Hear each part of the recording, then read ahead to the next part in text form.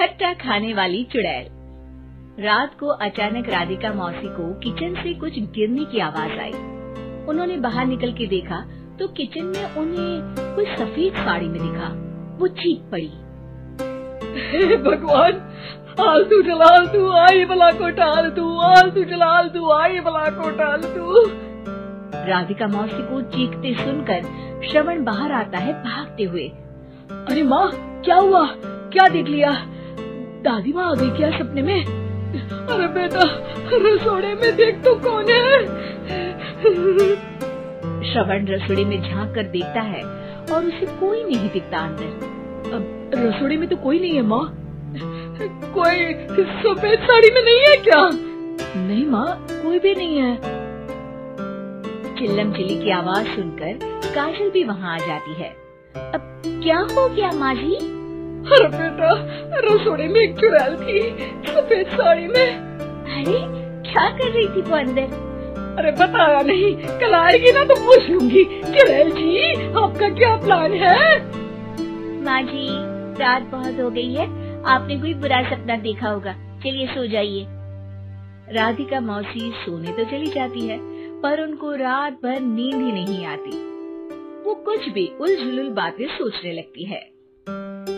कहीं चुड़ैल की वजह से तो घर में टेंशन नहीं हो रहा, कहीं उसी की वजह से तो वो दादी नहीं बन पा रही।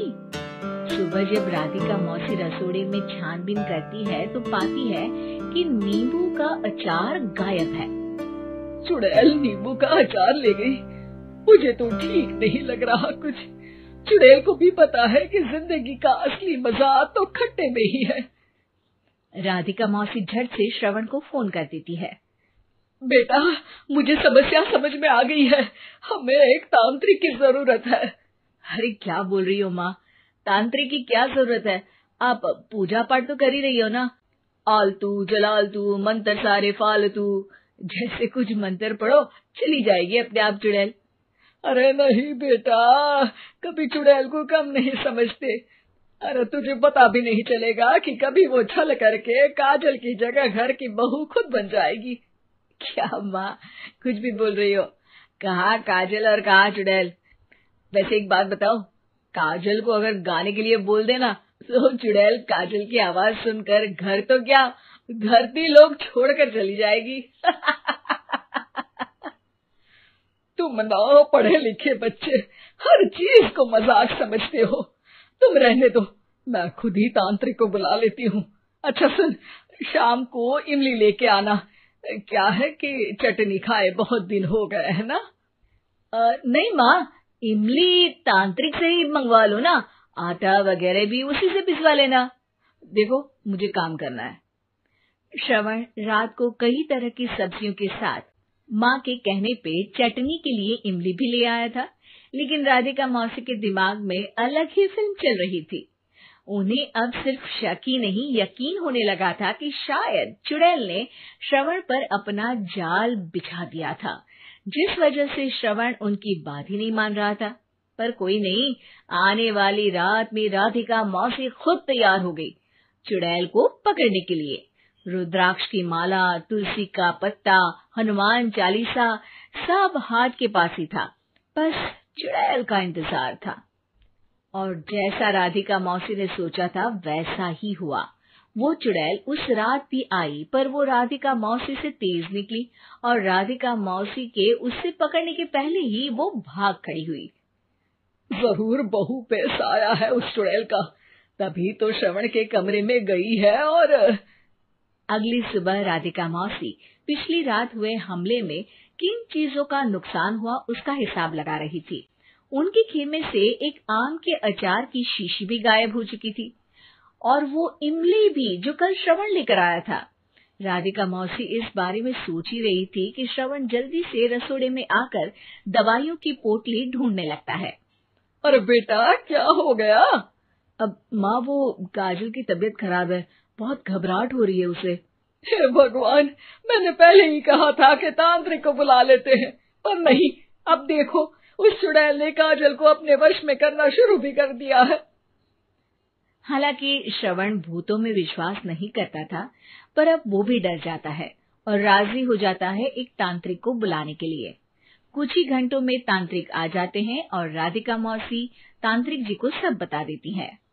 घोर संकट, घनघोर संकट, चुड़ैल को मारू जोर चाकट, ओम भट स्वाहा खटखा के आहा। अरे ये क्या मंत्र है? मेरे खुद के ओरिजिनल मंत्र है, कल रात को ही लिखे है, अच्छे लगे तो दाद चाहूंगा। एक और मंत्र सुनो, अर्ज किया है आब्राकडाब्रा, दिल्ली बम्बई आगरा, चंदा मामा सोरले सुरन मामू जारा। ये मंत्र है? अरे कोई 40 वालीसा पढ़ो ना।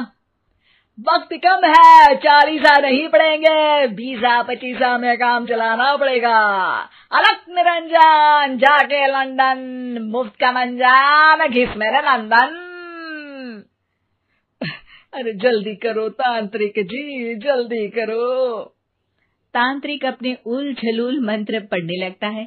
श्रवण को तांत्रिक पे शक होता है। वो अपने एक डॉक्टर दोस्त को कॉल कर देता है ताकि कोई अनहोनी हो तो इमरजेंसी में चीजें मैनेज हो जाए। तांत्रिक धुनी रमाता है, जिसकी वजह से कमरे में काफी धुआं हो जाता है और जिसकी वजह से बहू की घबराहट बढ़ जाती है। अब भागेगी चुड़ैल। हाँ। बहू खांसते हुए धुएं से बचने के लिए बाहर चली जाती है। अरे भाग रही है, भाग रही है। पीछे पीछे श्रवण भी जाता है। बहू एक सोफे पर बैठ जाती है। तभी डॉक्टर दोस्त आ जाते हैं और श्रवण को पानी लाने के लिए कहते हैं। थोड़े चेकअप के बाद डॉक्टर कहते हैं, मेरे हिसाब से जाप का काम पूरा हो गया है। क्या मतलब? अरे कुछ भी नहीं माँ, कोई चुड़ैल नहीं है, खुशखबरी है, अब दादी बनने वाली है। मगर वो सब अचार के डब्बे।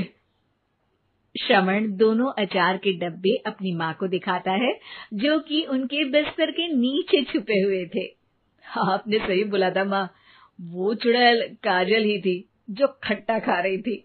हमें कल ही पता चला, पर हमने आपको ये तांत्रिक वाला काम करने दिया ताकि आपको भरोसा हो जाए कि भूत वगैरह कुछ होता ही नहीं। अच्छा अच्छा, ये तो बड़ी खुशी की बात है। पर बेटा मुझे एक झाड़ू तो ला दे। क्यों माँ? ये तांत्रिक का भूत उतारती हूँ मैं। अब तांत्रिक राधा मौसी के डर से घर से भाग निकलता है और राधा मौसी उसके पीछे भागती है। अरे संकट ये घनघोर है, तांत्रिक मुआ चोर है।